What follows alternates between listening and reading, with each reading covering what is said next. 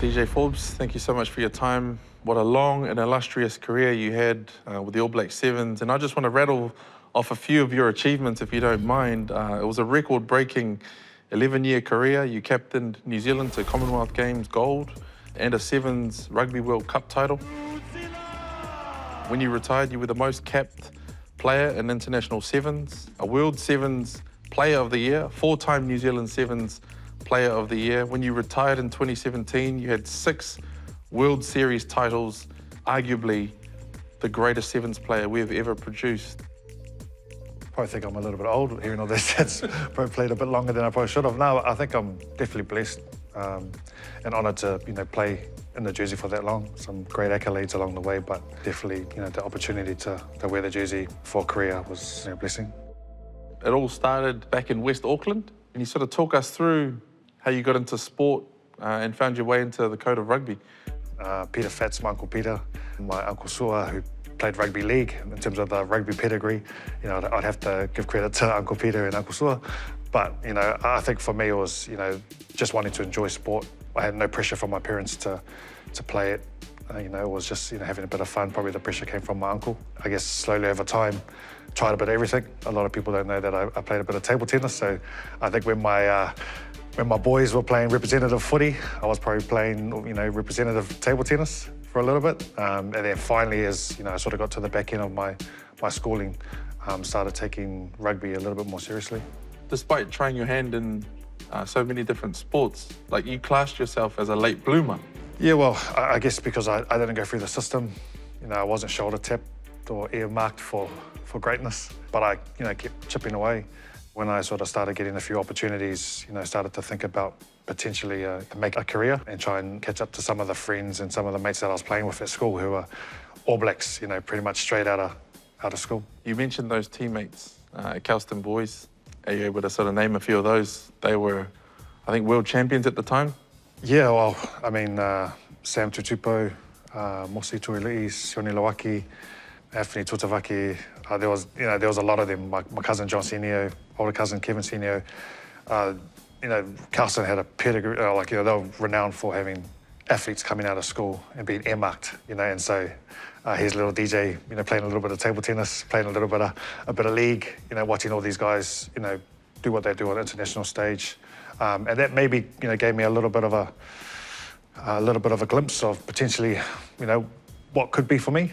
And I guess, that my last year of school at Kelston, I was a league convert, so I had an opportunity to try rugby. And if I'm being honest, I wanted to try and make the first team because I heard they were going to South Africa for a trip. So that was a great opportunity to try and be a part of that. But there was the early morning trainings, getting up before school and having to put in the hard work.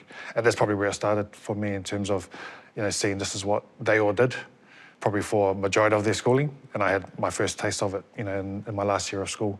Talk us through that sort of transition into sevens. Like majority of us, we were all trying to crack provincial rugby, got an opportunity at Counties Manukau and decided that, that was going to be my base.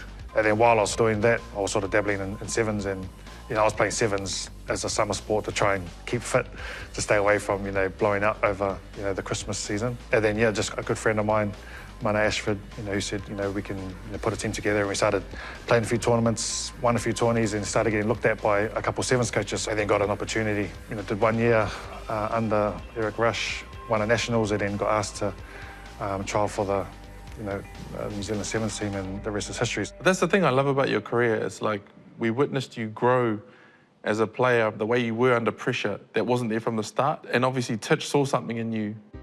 What Titch saw in me, obviously I didn't know about because, leading up into that, there wasn't too many sort of opportunities where I had been given that same position. And for someone to see in you, the potential to captain your nation was definitely humbling. But I guess I had to embrace that. And because we were a new team, I had some good guys around me to support me along the way. It was a faith journey for me as well. So, having those sort of moments where I was sort of leaning on something bigger than me put me in a good state of mind where it was never about me. It was about, the team and trying to find ways to maximize that. So I think it was a great opportunity for me to try and embrace that first sort of crack at being a captain and hopefully trying to, set, I guess, the benchmark for the rest of the captains that have, come and done their part as well. It's interesting you mentioned your faith. The first time I heard you speak about that was, I think, in your second season, where you guys went on this amazing journey. There were these highs, these lows. It basically came down to the last two stops of the series. I think Fiji were leading by something like 14 points. You guys needed all the stars to align to pull the title back. Do you remember it? I do remember being in the changing room. You know, I think it might have been Titch or the manager, Ross Everest, you know, gave us the numbers about when and where we needed Fiji to get knocked out. And it was in a quarterfinal, and I remember them losing to Wales. But then I also remember being in the tunnel, ready to run out, going far out. We've got an opportunity, but we still need to do our job. Definitely, yeah, I remember that. I don't remember too much of the games and what happened during those games, but I do remember being in that tunnel and, you know, just hoping that Fiji would trip up. And, you know, what a story for a bunch of new boys after a pretty tough year to come back and to get the job done. And it probably made it that even more sweeter, you know, the way that we sort of had to do it and the way it all kind of panned out in the end. So, just back on that faith thing, like, it's been something that a lot of the Sevens players have shared. Are you able to shed some insight into what that looks like on a weekly sort of basis? When I first started, there was a bunch of us that were all on our own sort of faith journey. And, you know, I guess during the week it would look like, you know, we'd have some sort of devotionals, you know, during the week where it was just open door. Boys would hear us singing some worship songs or you know, or whatever. But that was probably the best thing about it, was that, you know, it was just an open door policy. It wasn't forced on. And it kind of progressed over time. You know, would sort of do our, you know, prayers before and after matches. It was probably seen even more so when, like, Titch would sort of acknowledge it and say, oh, make sure the boys do their prayer and things like that. So seeing him sort of, I guess, turn a leaf was pretty cool. And then it got to the stage where, you know, for a long period, we would always have a worship song as the last song we would hear before we run out on the field. I hear some players talk about how important those connections off the field are, because if you connect with someone in that way and you know they've got your back, you'll go out on that field and break your bones for them. Yeah, just how did you sort of see that come through on the field? Well, yeah, that was it. You know, you'd see these guys do the yards day in and day out. You know, when they open up and you hear, you know, a little bit more about them, you know, as a person, it definitely made you want to, you know, or it definitely gave you reason to go out there and put your body on the line for them.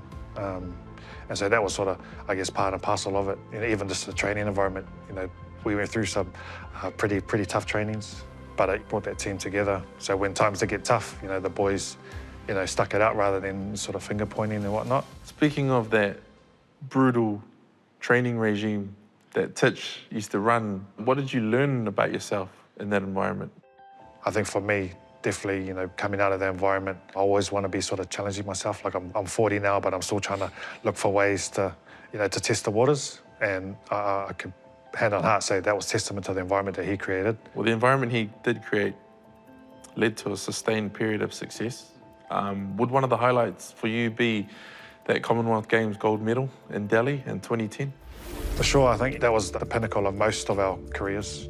We got the mix right, the culture was good, and we got the job done. And I remember standing on the podium, and it wasn't a sense of excitement or joy. It was probably more so relief. You know, to say, okay, so we got this one.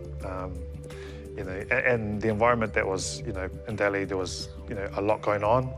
External factors, you know, with like bomb threats and things like this, you know, sort of happening. But the team, you know, the culture was, I think, you know, on the money, and that was good to, you know, to get that done, to represent our country, to see the, you know, the family and friends and the crowd, and obviously the national anthem. You know, that was kind of like a perfect sort of result of all the years leading up to that. 2013 in Russia, you win your first Rugby World Cup Sevens title. Talk about executing in high pressure moments. By that point, do you feel like you'd kind of, I don't know if you'd use the word mastered that, but we're getting pretty good at it? Well, I remember that quarterfinal at the World Cup was against USA, and we're down 19-0. And that was probably one of the, you know, the proudest moments of the team's campaign, because we had to turn it around, you know, or we were going to be, you know, out of that World Cup just like that. Got a bit of a rack up from old boys. There would be probably a little bit of panic from most teams, but I remember looking around and there was still a lot of our boys sort of looking at each other, knowing that we're still in for a chance. And we obviously managed to come back and win that quarter-final and then go on and win that World Cup. Any other team probably would have bent over and bowed out, but the boys were still keen, and it was awesome to get the job done that way. You just mentioned the older boys sort of having a voice and helping turn things around.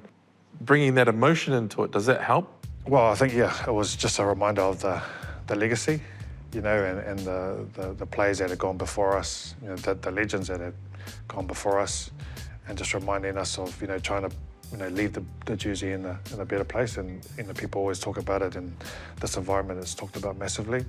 And I think it was, reminding the boys, not doing detriment to the jersey and trying to do our best. So I guess, yeah, in those situations, regardless of the score, you still had to put your heart on the line and go out and do what you need to do in order to at least show the effort that a lot of the old boys and the people watching that have worn the jersey before will be expecting from you.